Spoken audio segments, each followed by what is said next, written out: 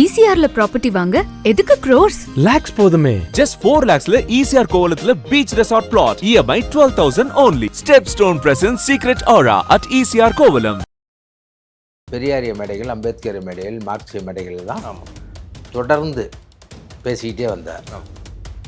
அவருக்கு ஒரு வாழ்வு கொடுத்தது, வாழ்வளித்தது என்றால் சினிமா இல்லை, இந்த மேடைகள் தான். அப்போ நீங்கள் பாரதிய ஜனதாவிடம் பணம் பெற்ற பிறகு, அவர்களை சந்தித்து பயனடைந்த பிறகு பெரியாரை எதிர்ப்பீங்க. திமுகவிடம் போய் பயன் பெற்ற பிறகு தன் வழக்கிலிருந்து தப்பித்து கொள்ள வேண்டும் என்பதற்காக இதுவரைக்கும் யாரை எதிர்ப்பதாக ஒரு நாடகம் நடத்தி கொண்டிருந்தீர்களோ, திமுகவை ஒழிக்கிறதா நான் கட்சி ஆரம்பிச்சல நீங்கள் பேசுகிறீங்களா, என் கொள்கை எதில் அந்த கட்சியில் நாம் தமிழ் இருந்தால் கூட என் இயக்கத்தை வளர்ப்பது ஒன்றா இருந்தால் கூட நம்ம அது மாதிரிலாம் அதிகமாக இவர் மாதிரி புலி விட்டு தெரிஞ்சது கிடையாது. ஆனால் இப்போ போய் அவரோட சேர்ந்துட்டு நீங்கள் எதுக்குன்னா பயம். திரு சீமான் அவர்களுக்கு அரசியல் அவ்வளோ புரிதல் இல்லைன்னு நீங்கள் சொல்கிறீங்களா சார்? இருந்தால் அவர் ஏன் போய் பெரியாரை இந்த மண்ணில் தமிழ்நாட்டிலிருந்து கை வைக்கிறாரு? நீங்கள் ஒன்றும் இல்லாத சும்மா 15 ஆண்டு காலம் நீங்கள் ஆரம்பித்த கட்சி கிடையாது. எல்லாரும் தமிழக இளைஞர்கள். இந்த திராவிடம் நம்ம அந்த நேரத்தில் திராவிடம்னு சொல்லக்கூடாது, திமுக அரசு கைவிட்டு விட்டதால், இல்லை சரியான நேரத்தில் உதவி செய்வதால் இந்த இன அழிப்பு நடந்தது என்று ஒரு கட்சி ஆரம்பித்து வரும்போது 15 ஆண்டுகளில் நீங்கள் ஒரு கொள்கை நிலைப்பாடு இல்லை.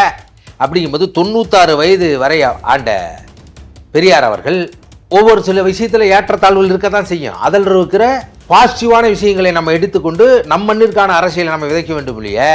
அங்கே நடந்த தவறுகளை நீங்கள் நான் காமராஜர் நீங்கள் பேசுகிறீங்களே, பார்ப்பன பணியாக கும்பல் எடுத்த பணத்தை பெற்றுக்கொண்டு பாரதிய ஜனதாவிடம் அடிமையாகி சங்கி என்றால் சக தோழங்கிற அளவுக்கு இறங்கி போயிட்டு நீங்கள் பெரியார் எடுத்தீங்க. இப்போ 1.5 ஆண்டுகளேயான விஜயை தமிழக வெற்றி கழகத்தை நீங்கள் எதுக்குறீங்க. கட்சியில் இருக்கிற உறவுகளிடமே கட்சி கொள்கையை கட்சி எப்படி கொண்டு வேண்டும் என்று பேச முடியாத நீங்கள் பேசினால் வளர்ந்துருமா? கடைபிடிக்க வேண்டும். சார் நிறைய மாநாட்டில் சொல்கிறாருல்ல சார், மனிதர்களும் விழிப்புணர்வு வேணும்னு அவரும் சொல்லியிருக்காரு. பேசுகிறாரு, கடைபிடிக்கிறாரா? இங்கே அசாமில் ஒருத்தன் 1500 ஏக்கருக்கு மேலே ஜாதவ் பயங்கன்னு முலாய் காடுகள்னு ஒன்று உருவாக்கினான்.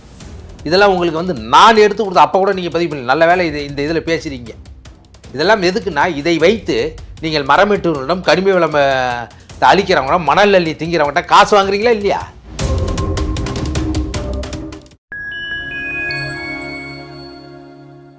ஃபைன் டைம் மீடியா நேயர்களுக்கு வணக்கம். இன்று நம்மோடு இணைந்திருப்பவர் தமிழக வாழ்வுரிமை கட்சியை சேர்ந்த திரு ஜெகதீச பாண்டியன் அவர்கள். வாருங்கள், அவரிடம் அரசியல் சார்ந்த பல்வேறு கேள்விகளை முன்வைக்கலாம். சார் வணக்கம். சார் வணக்கம். வணக்கம் சார். நீங்கள் திரு சீமான் அவர்களோட நெடுங்காலமாக நீங்கள் பயணித்தவர். அவர் ஏன் சார் திடீர்னு தாவேக்காவுக்கு எதிரான ஒரு நிலைப்பாடு எடுத்திருக்காரு? அதுவும் இல்லாமல் விஜய்க்கு ஆதரவாக ரொம்ப நாளாக பேசிக்கிட்டு இருந்தவர், அவர் ஏன் ஒரு சடனாக விஜய்க்கு எதிராகவும் தாவேக்காவுக்கு எதிராகவும் இப்படி பேசிகிட்டு இருக்கிறது காரணம் என்ன சார்? அதாவது விஜய்க்கு எதிராக மட்டும் இல்லை, அவர் ஒரு நீண்ட காலகட்டமாக ஒரே கொள்கையில் இருக்க மாட்டார். நீங்கள் பார்த்தீங்கன்னா பெரியாரிய மேடைகள், அம்பேத்கர் மேடைகள், மார்க்சிய மேடைகள் தான் தொடர்ந்து பேசிக்கிட்டே வந்தார். அவருக்கு ஒரு வாழ்வு கொடுத்தது, வாழ்வளித்தது என்றால் சினிமா இல்லை, இந்த மேடைகள் தான். அது அண்ணன் அறிவுமதி மூலமாக, சுபவி மூலமாக, குளத்தூர் மணி அண்ணன் மூலமாக, பாட்டாளி மக்கள் கட்சி மேடையில் அப்பொழுதே அண்ணன் வேல்முருகன் மூலமாகத்தான் இந்த வாய்ப்பெல்லாம் பெற்றார். அது 2009க்கு பிறகு உங்களுக்கு தெரியும், ஈழ இன அழிப்புக்கு பிறகு நமக்கான கட்சியை நம்ம துவங்குவோம்னு எங்களை போன்ற பல்வேறு இளைஞர்கள் அன்றைக்கு இருந்தவங்க வீரியமாக தமிழ் தேசியத்தவங்களாம் களமாடி இருந்தாங்க.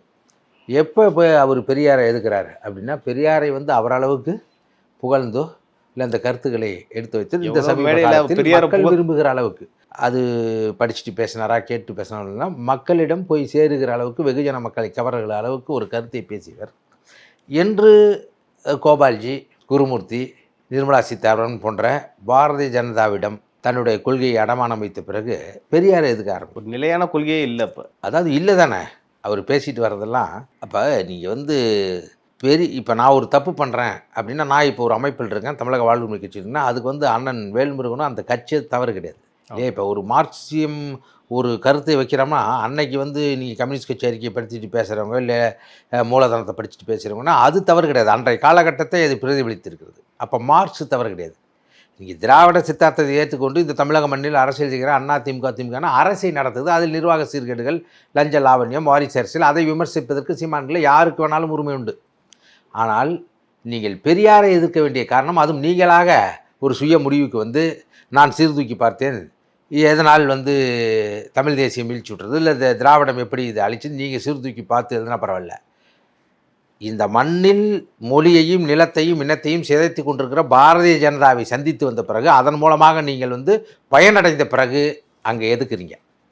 அதுக்கு பிறகு நீங்களே விஜய் வந்து பல்வேறு இடங்களில் நீங்கள் தான் புகழ்ந்துக்கிட்டே இருந்தீங்க. நாம் தமிழர்கள் இருக்கிற பெரும்பான்மையான உறவுகளுக்கு அவரை வந்து புகழணும். ஏன்னா நீங்கள் தானே சொல்கிறீங்க, நான் வந்து ஜெயலலிதாவை எதிர்த்து அரசியல் பண்ணினேன், கருணாநிதி எதிர்த்து அரசியல் பண்ணினேன். அவர்களை எதிர்த்து பேசினீர்கள். அதுவும் ஜெயலலிதா எதிர்த்துலாம் நீங்கள் ஒன்றும் பெருசாக எங்கேயுமே பேசவே இல்லை. சும்மா அந்த அம்மா இறந்து பார்த்து ஏதாவது பேசிகிட்டு இருப்பீங்க. அதுக்கப்புறம் சசிகலாவிடம் போய் சரணடைந்தீர்கள். அவங்க கலைஞர் அவர்களை கூட நீங்கள் அந்த 2009க்கு பிறகு பேசினீங்க. ஆனால் விஜய் அவர்களை நீங்களே எதிர்த்து அரசியல் செஞ்சுட்டேன்னு சொல்லிவிட்டு அவர் உங்களுக்கு எந்த விதத்துலேயுமே அவர் வந்து நான் நாம் தமிழர் கட்சியோடு நான் கூட்டணி வைப்பேன், அண்ணன் சீமானோடு பயணப்படுவேன்னு ஒரு இடத்தில் கூட அது பதிவு இல்லை. நீங்களே என்ன பண்ணீங்க? உங்களுக்கு தெரிஞ்சிச்சு பாரதிய ஜனதாவிடம் நாம் போய் சரணடைந்து விட்ட பிறகு மக்கள் வந்து நம்மளை உதாசீனப்படுத்த ஆரம்பித்து விட்டார்கள், ஒதுக்கி விட ஆரம்பிச்சாருன்னு தெரிஞ்ச பார்த்து நீங்கள் ஆகுனா மேடையில் பேசிங்க. நான் என் சொந்த காலில் நிற்க விரும்புகிறவன், இன்னொருத்தன் தோல் மேலே ஏறி பயணப்பட ஆசைன்னு மேடை பேசுகிறீங்க. ஆனால் தவம் இருந்து விஜயோடு எப்படியாவது நீங்கள் பயணப்படணும், அவர் முதுகில் ஏற்கொண்டு பயணப்படணுன்னு தான் நீங்கள் பேசுனீங்க. நாங்கள் இல்லை, அந்த கட்சியில் நாங்கள் இருக்கும் போதே கூட தம்பி வரணும், தம்பி நீங்கள் கூட்டணி வைப்பீங்களா, ஐ ஆம் வெயிட்டிங், தம்பி தான் பதில் சொல்லணும், நானும் தம்பியின் திமுக பக்கம் எதிர்த்து நின்று அடித்தோம்னா அப்படின்னு நீங்கள் பேசுனீங்க. எங்கள் பொதுக்குழுலாம் என்ன சொன்னீங்க? யாரும் விஜய் எதிர்த்து பேசக்கூடாது, விஜயே எதிர்த்தாலும் நான் எதுக்க மாட்டேன் மீடியாவில் பொதுவெளியில் பேசின நீங்கள் திமுகவிடம் போய் படித்தே விட்ட பிறகு விஜய் எதிர்க்க வேண்டிய உங்களுக்கு சந்தர்ப்பம் வருது. கொள்கை ரீதியாக இருக்குன்னா என்ன கொள்கை? அப்போ கொள்கையே தெரியாத ஆதரிச்சிங்களா? ரெண்டு விஷயம் இருக்குல்ல. அவர் வந்து திராவிடமும் தமிழ் தேசியமும் இரு கண்கள்ங்கிறாரு. உங்களுக்கு எந்த இடத்துல வந்து கொள்கை எதிரியாக இருக்குது? அப்போ நீங்கள் வந்து பாரதிய ஜனதாவிடம் பணம் பெற்ற பிறகு அவர்களை சந்தித்து பயனடைந்த பிறகு பெரியாரை எதிர்ப்பீங்க. திமுகவிடம் போய் பயன்பெற்ற பிறகு தன் வழக்கிலிருந்து தப்பித்து கொள்ள வேண்டும் என்பதற்காக இதுவரைக்கும் யாரை எதிர்ப்பதாக ஒரு நாடகம் நடத்தி கொண்டிருந்தீர்களோ, திமுகவை ஒழிக்கிறதா நான் கட்சி ஆரம்பிச்சலாம் நீங்கள் பேசுகிறீங்களே. என் கொள்கை எதில் அந்த கட்சியில் நாம் தமிழர் இருந்தால் கூட என் இயக்கத்தை வளர்ப்பது ஒன்றா இருந்தால் கூட நம்ம அது மாதிரிலாம் அதிகமாக இவர் மாதிரி புலி விட்டு தெரிஞ்சது கிடையாது. ஆனால் இப்போ போய் அவரோட சேர்ந்துட்டு நீங்கள் எதுக்குன்னா பயம். தன்னுடைய 2026 நமது ஓட்டு வங்கி சிதைந்து நாம் தமிழர் கட்சியினுடைய அங்கீகாரம் பறிக்கப்பட்டு தமிழர்களிடமிருந்து நம்ம அப்புறப்படுத்த விடுவோம் என்ற பயத்தின் காரணமாக, இது எதுவுமே என் ஆசை கிடையாது. நாம் தமிழர் கட்சி வாக்கு குறைவாங்கணும், அங்கீகாரம் ரத்து செய்யப்படணும் அப்படின்லாம் ஏன் நோக்கம் கிடையாது.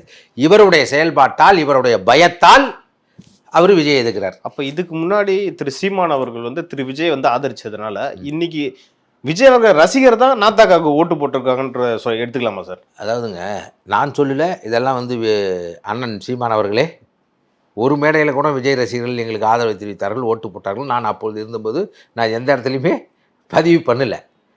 அங்கே அந்த ரசிகர்களாக இருக்கிற இளைஞர்கள் வாக்களித்திருக்கலாம். இதெல்லாம் யார் சொன்னது?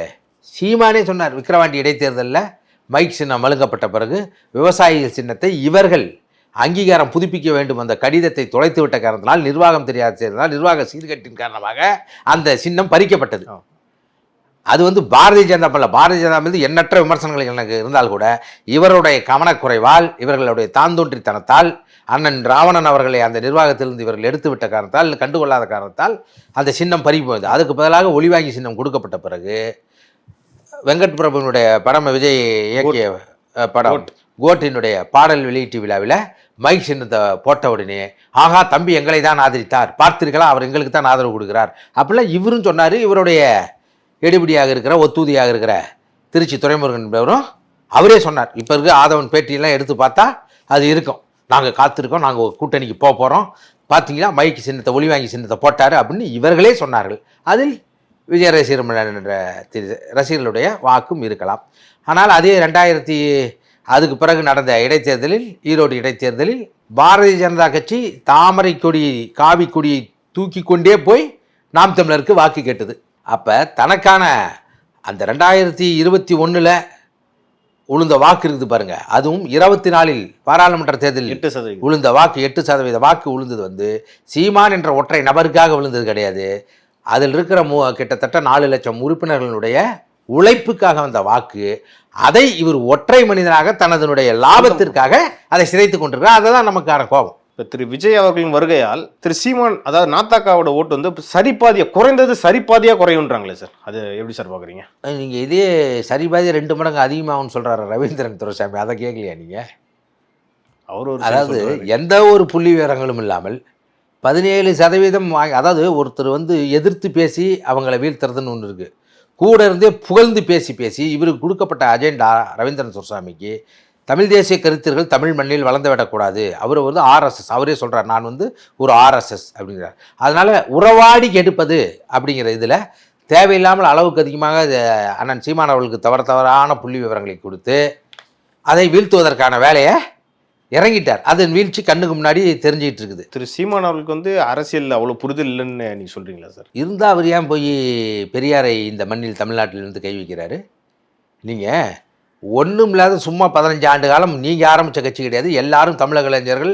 இந்த திராவிடம் வந்து நம்ம அந்த நேரத்தில் திராவிடம்னு சொல்லக்கூடாது, திமுக அரசு விட்டதால் இல்லை சரியான நேரத்தில் உதவி செய்வதால் இந்த இன அழிப்பு நடந்தது என்று ஒரு கட்சி ஆரம்பித்து வரைக்கும் போது 15 ஆண்டுகளில் நீங்கள் ஒரு கொள்கை நிலைப்பாடு இல்லை அப்படிங்கும்போது 96 வயது வரை ஆண்ட பெரியார் அவர்கள் ஒவ்வொரு சில விஷயத்தில் ஏற்றத்தாழ்வுகள் இருக்க தான் செய்யும். அதில் இருக்கிற பாசிட்டிவான விஷயங்களை நம்ம எடுத்துக்கொண்டு நம் மண்ணிற்கான அரசியலை நம்ம விதைக்க வேண்டும் இல்லையே. அங்கே நடந்த தவறுகளை நீங்கள் நான் காமராஜர் வந்து நீங்கள் பேசுகிறீங்களே, காமராஜர் எல்லா விதத்திலையும் சரியாக இருந்தாரா? மொழிவரி மாநிலம் பிரிக்கப்படுகிற போது இந்த மண்ணினுடைய முதலமைச்சர் யார்? 1956. அதில் நாங்கள் திருப்பதி இழந்தோம், சந்திரகிரி வட்டத்தை இழந்தோம், சித்தூர் வட்டத்தை இழந்தோம். அதனால் நம்மளோட பாலாறு உரிமை பறிக்கப்பட்டது. கர்நாடகாவில் கொள்ளைகால் வட்டத்தை இழந்தோம், கோலார் தங்கவேலில் இழந்தோம், பல்வேறு பகுதியில் அங்கே இழந்தோம். அதனால் நம்ம என்ன பண்ணுறோம்? காவிரி உரிமைகள் விட்டோம். ஏன் இதுவே கேரளாவில் மூணார் பகுதிகள் செங்கோட்டை வட்டத்தை இழந்தோம். அதனால் நமக்கு வந்து காட்டு உரிமைகள்லாம் பறி போனது. பாலாறு வட்டத்தை இழந்தோம், மூணாறு தேவிகுளம் பீர்மேடு இழந்தோம். அதனால் என்ன ஆச்சு? நம்ம பெரியாறு அணை மறுக்கப்பட்டது. அந்தமான் வந்து அங்கே கூப்பிட்டு அந்த அந்தமான் தீவே வந்து சோழர்களுடையது. அப்போ நக்காவரம்னு அதுக்கு பேர். அது வந்து 2ஆம் உலக போர் நேரத்தில் ஜப்பானிடம் பிரிட்டிஷ் தோல்வி அடைந்த பார்த்து அது ஜப்பான்கிட்ட வருது. அதை வந்து என்ன பண்ணுறாங்க? சுபாஷ் சந்திர போஸ்ட்டை கொடுக்குறாரு. ஏன்னா அவர் வந்து அப்போ ஜப்பானோடையும் ஜெர்மனோடையும் INA இந்திய தேசிய இராணுவத்தை வைத்து பிரிட்டிஷ் அரசை வீழ்த்த வேண்டும் என்று ஒரு நிலைப்பாடு எடுக்கிறார். அப்போ அதை தூக்கி என்ன பண்ணுறாரு? கார்னல் லோகநாதன் கிட்ட ஒரு தமிழர்கிட்ட கொடுக்குறாரு. அந்தமான் தீவில் முதலில் இந்திய தேசிய அந்த இந்தியாவினுடைய கொடியை ஏற்றியது கார்னல் லோகநாதன். நீங்கள் என்ன பண்ணுறீங்க? சுதந்திரம் அடைந்த பிறகு 1956 மொழிவழி மாநிலங்கள் பிரிக்கப்படுகிற போது அப்போ அந்தமானை நீங்கள் எடுத்துங்க அப்படின்னு சொல்லும்போது அந்த காட்டை என்ன பண்ணுறேன்ட்டார் ஐயா. அப்போ நம்ம அதை விமர்சிக்கலாமா? 1965 மொழிப்பேரில் 200-300 பேர் தமிழர்கள் சுட்டு கொல்லப்பட்டார்களே, அப்போ ஐயா காமராஜருடைய நிலைப்பாடு என்ன? அதெல்லாம் நம்ம பேசக்கூடாது. அவர் இந்த மக்கள் படித்து முன்னேற வேண்டும் என்று நீங்கள் வந்து சத்துணவாக இருக்கட்டும், நான் கையேங்கிறேன், பிச்சை எடுக்கிறேன் அப்படிலாம் சொன்ன பாசிட்டிவான விஷயத்தை எடுத்துக்கொண்டு ஒரு தலைவருடைய நற்செயலை மக்களுக்கு விதைத்து அதுபோல் வரணும்னு யோசிக்கணும் இல்லையே. ஒரு இதில் எல்லாத்துலேயுமே பாசிட்டிவ் நெகட்டிவ் இருக்கும், புரியுதா? அது எந்த அளவுக்கு பாதிக்குது? ஆரிய வைதிக பார்ப்பனியர் போல் பாரதிய ஜனதா போல் தொடர்ந்து இந்த இனத்துக்கு இழப்பை ஏற்படுத்தி கொண்டிருக்கிறத நீங்கள் எதிர்க்கலாம். எங்கேயாவது திராவிடத்தை பேசுகிறவர்கள், பெரியாரை பேசுகிறவர்கள் நீட்டு வேணும்னு சொல்கிறாங்களா? பரந்தூர் விமான நிலையம் வேணுங்கிறாங்களா? 8 வழி சாலை வேணுங்கிறாங்களா? தமிழ் ஒழிங்கிறாங்களா? தமிழ் நாடு வேணான்னு சொல்கிறாங்களா? அப்போ எந்த விதத்தில் இருக்கீங்க? பார்ப்பன பணியாக கும்பலிடத்தை பணத்தை பெற்றுக்கொண்டு பாரதிய ஜனதாவிடம் அடிமையாகி சங்கி என்றால் சக தோழங்கிற அளவுக்கு இறங்கி போயிட்டு நீங்கள் பெரியார் எடுத்தீங்க. இப்போ வந்து 1.5 ஆண்டுகளே ஆன விஜயை தமிழக வெற்றி கழகத்தை நீங்கள் எதுக்குறீங்க.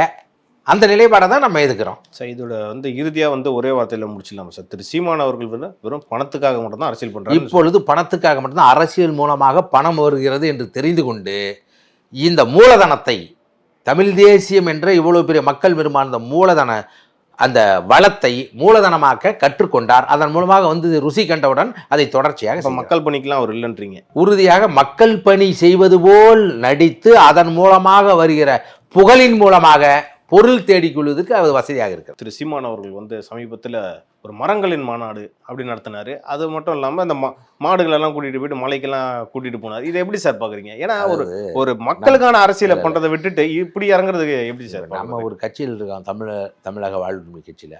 அதில் நாங்கள் ஒரு மாநாடு நடத்தினோம், ஒரு கருத்தரங்கம் நடத்தினோம். செம்மணி மனித புதையலி பேரவலம் அப்படிங்கிறத ஒரு கருத்தரங்கத்தை நாங்கள் நடத்துகிறோம். அது வந்து ஈழத்தமிழர் எங்கள் தமிழர், தமிழ் ஈழம் எங்கள் நாடுங்கிற கொள்கையை முன்வைத்து அங்கே நடந்தது ஒரு இனப்படுகொலை.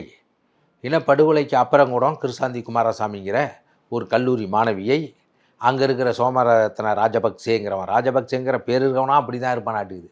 அங்கே முறைகேடாக அந்த பொண்ணை கொன்று அவங்க குடும்பத்தையே கொலை செய்து புதைத்து அதை வந்து செம்மணியில் வந்து ஒரு சுடுகாட்டுக்கு என்ன சொல்கிறது மறுசீரமைப்பு பண்ண போகும்போது தோண்டும் போது ஒரே இதாக கிடைக்கிற போது அதை எடுத்து போராடுற போது உலகத்தமிழர்கள் எங்களிடம் சொல்கிறார். அதற்கு பிறகு அதையே வச்சு பெரிய மாநாடு, நாங்கள் பொதுக்கூட்டம் தான் சொல்கிறோம், பெரிய கூட்டத்தை 20,000 பேரை திரட்டி நாங்கள் சிவானந்த சாலையில் நடத்தணும். நீ இதெல்லாம் எங்கே இப்போ அவன் திருந்தனும் இல்லை அவருக்கான இனப்படுகொலையிலேருந்து ஐநா சபையில் வந்து எங்களுக்கு வந்து சுய நிர்ணய உரிமை கொண்ட பொது வாக்கெடுப்பு அங்கே இருக்க மக்களுக்கு நடத்த வேண்டும் என்று கோரிக்கை வைத்து போடுறோம். அந்த மாதிரி நீங்கள் மாடுகளுக்கு நடத்துகிறீங்க, மரங்களுக்கு நடத்துகிறீங்க, இப்போ தண்ணீருக்கு நடத்துகிறேன்னு சொல்கிறீங்க. இதையெல்லாம் பாதுகாக்க வேண்டுமென்றால் அது தானாக பாதுகாத்து தான் இருந்தது. மனிதர்கள் இந்த புவியில் தோன்றிய பிறகு இயற்கை வளங்களை தன்னுடைய சுய தேவைக்காக அதை வந்து அளவுக்கு அதிகமாக பயன்படுத்துகிற போது இயற்கை சிதைவு ஏற்படுது, இயற்கை சமநிலை குறையுது. அதெல்லாம் யார் செய்கிறா? எந்த விலங்காவது செய்தா? மனிதர்கள் செய்கிறாங்க. அப்போ விழிப்புணர்வு அடைய வேண்டும் என்றால் நீங்கள் மனிதர்களிடம் முதலில் பேச வேண்டும். கட்சியில் இருக்கிற உறவுகளிடமே கட்சி கொள்கையை கட்சி எப்படி கொண்டு வேண்டும் என்று பேச முடியாத நீங்கள் பேசினால் வளர்ந்துருமா? கடைபிடிக்க வேண்டும். சார் நிறைய மாநாட்டில் சொல்கிறார்ல சார், மனிதர்களும் விழிப்புணர்வு வேணும்னு அவர் சொல்லியிருக்காரு. பேசுகிறாரு, கடைபிடிக்கிறாரா? சொல்லுங்க, கடைபிடிக்கிறாரா? மாடுகளின் மாநாடு என்ன பேசுகிறீங்க? டேய் உனக்கு வீரம் வரணுமா, நல்ல 1/2 கிலோ மாட்டுக்கறியை போடு, ரக்கையை தூக்கிட்டு சுற்று. அதாவது விவசாயிகள் வேளாண் குடிகள் மாட்டுக்கறி சாப்பிடுவாங்களா? அந்த அரசியல் வேறு, பிஜேபி சொல்லுகிற மாட்டுக்கறி சாப்பிடாதுங்கிறதுக்கும் இவர் சொல்கிறதுக்குமான வேறுபாடு நிறையா இருக்குது. நீங்கள் என்ன பண்ணுறீங்க? அப்புறம் மாடுகளை பாதுகாப்போம்ங்கிறீங்க. மாடுகளுக்கு பார்க்குறதுக்கு நீங்கள் முதல்ல ஒரு தீர்மானத்தை போட்டு நாம் தமிழர் கட்சியில் இருப்பார் அத்தனை பேர் மாடு வளர்க்க வேண்டும் என்று ஒரு செயல்பாட்டு திட்டத்தை வச்சுருக்கீங்களா?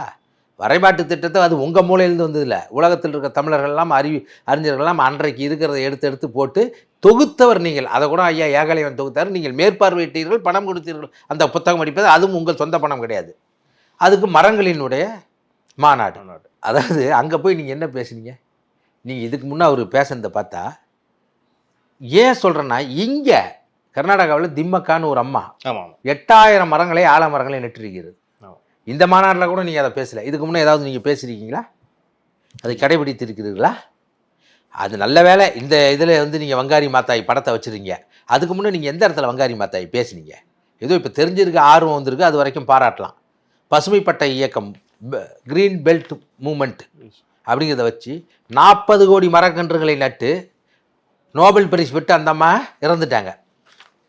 ரியோடி ஜெனீராவில் நடந்த புவி வெப்பமயமான முதல் உச்சி மாநாடினுடைய தீர்மானம் என்னன்னு தெரியுமா? சீமானுக்கு 1992 நடந்தது. எங்கேயாவது நீங்கள் பதிவு செய்கிறீங்களா? இதுக்கு மேலே நான் சொன்ன பார்த்து கேட்டு போய் படிப்பீங்க, அது வேற. பேசுகிறீங்களா? இங்கே அசாமில் ஒருத்தன் 1500 ஏக்கருக்கு மேலே ஜாதவ் பயங்கன்னு மொளாய் காடுகள்னு ஒன்று உருவாக்கினான். இதெல்லாம் உங்களுக்கு வந்து நான் எடுத்து கொடுத்து அப்போ கூட நீங்கள் பதிவு பண்ணி நல்ல வேலை இந்த இதில் பேசுகிறீங்க. இதெல்லாம் எதுக்குன்னா, இதை வைத்து நீங்கள் மரமெட்டுகளிடம் கனிம வளம் அழிக்கிறவங்க மணல் அள்ளி திங்கிறவங்கள்ட்ட காசு வாங்குறீங்களா இல்லையா? சார் இன்னொரு பக்கம் பார்த்தீங்கன்னா அவங்க வந்து பனை மரத்தை வந்து காக்கணுன்ற சொல்கிறாரு, கல் இறக்குறாரு. இதெல்லாம் பார்க்கும்போது ஒரு இயற்கை மேலே ஒரு ஆர்வம். கல் இறக்கினால் பனை மரத்தை காப்பாற்றவே முடியாது. இங்கே எல்லா மரத்திலும் கல் கட்டிடுறான்னு வச்சுங்க. நீங்கள் சிந்திச்சு பாருங்கள், இருக்கிற மரம் தான் இருக்கான். எல்லா மரமும் கல் கட்டினா என்ன ஆகும்? நீங்கள் அது வந்து என்ன நொங்கு ஆகணும், நொங்கு பனம்பழம் ஆகணும், பனம்பழத்துக்கு அப்புறம் தான் அந்த பனங்கிழங்கு ஆகணும், மரமாகணும். நீங்கள் கல்லே இறக்கிட்டு இருந்தீங்கன்னா எப்படி உங்களுக்கு நொங்காகவும் அதோட பனை விதை எப்படி வரும், எப்படி நீங்கள் மறு பண்ணுவீங்க? அழிஞ்சிரும். எல்லாரும் கல்லே இறக்குனா தென்னை மரத்தில் எல்லாம் கருக்கு வைக்கணும்னா தேங்காய் எப்படி வரும்? தேங்காயிலேருந்து நார் எப்படி வரும்? அந்த சிரட்டை என்ன வரும்? நார்லேருந்து கயிறு எப்படி வரும்? முட்டாள்தனமாக ஏதாவது உளறிக்கிட்டு இருக்காது. கல் வந்து இந்த இந்த இந்த நம்ம எதுக்காக எதுக்குறோம்னா, நீங்கள் மதுவை அனுமதிக்கும் போது கல்லையும் அனுமதிங்கிறோம். ஆனால் முழு மதுவிலக்கு தான் தமிழக வாழ்வுரிமை கட்சியினுடைய கொள்கை. அது கல்லாக இருந்தாலும் சாராயம் இருந்தாலும் தடை செய்யப்பட வேண்டும், மது ஒழிக்கப்பட வேண்டுங்கிறது தான். அதுக்கு இது பரவாயில்ல. இதை நம்பி ஒரு தொழில் செய்யக்கூடிய மிக பெரும்பான்மையான மக்கள் இருக்கிற போது மிதமான கெடுதலை ஏற்படுத்தக்கூடிய இதை நீங்கள் அனுமதிக்காமல் இந்த பெரும் முதலாளிகளை வளர்க்க வேண்டும் என்பதற்காக, இந்த அரசை நடத்த வேண்டும் என்பதற்காக நீங்கள் மது விலக்கு கொள்கையை அமல்படுத்தாமல் அந்த டிஸ்டிலரிஸ் எல்லாத்தையும் ஆதரிக்கிறீங்க. நீங்கள் என்ன பண்ணுறீங்க? கல் இறங்குன்னு போராடி அந்த மது ஆலை தொழிலாளம் உங்களுடைய ரேட்டை உயர்த்தி கொள்கிறீர்கள். அப்போ இது பேரம் பேசுகிறதா எடுத்துக்கணும். பேரம் பேசுவதுதான். வாங்கி அவர் எந்தெந்த மது ஆலை அதிபரிடம் என்னென்ன வாங்கியிருக்கிறார் என்று எங்களுக்கு அனைத்தும் தெரியும். அதையெல்லாம் உரிய நேரத்தில் ஆதாரப்பூர்வமாக வெளியிடுவோம். அவர் இன்னொன்று சொல்கிறாரு, மது குடிச்சு இறந்தவனா பார்த்துருப்பீங்க, யாராவது கல் குடிச்சு இறந்தவன நீ பார்த்துருக்கியான்னா அதாவது கல் குடிச்சு இறந்துட மாட்டான். இறக்கிறதற்கு அது ஒரு காரணமாக இருக்குது. கல் குடிச்சிட்டு போதையில் வண்டி ஓட்டிப்பார். கல் குடிச்சிட்டு அந்த காலத்தில் போரெல்லாம் முன்னாடி வந்து பெரிய பெரிய கொப்பரைகளில் கல்லை வெடிச்சிட்டு, ஏன்னா உன் அறிவு மழுங்கடிக்கப்பட்டு நீ வெறும் குரோதத்தை வளர்த்து கொண்டு சண்டை போடுவதற்கெல்லாம் பயன்படுத்தியிருக்காங்க. கல் குடிச்சு எத்தனை பேர் சண்டை போட்டு செத்து இருக்கிறான் பாருங்க. அளவுக்கு மிஞ்சினால் அமிர்தமும் நஞ்சுங்கிறான். அப்புறம் கல் என்னங்க? பூர்ண மது விலக்குங்கும் போது அதையும் தடை செய்யப்பட வேண்டுதான். அடுப்பு அரசியல் குறித்து நம்ம நிறைய பேசணும். உங்கள் நேரத்துக்கும் கருத்திற்கும் நன்றி சார். ஓகே, நன்றி.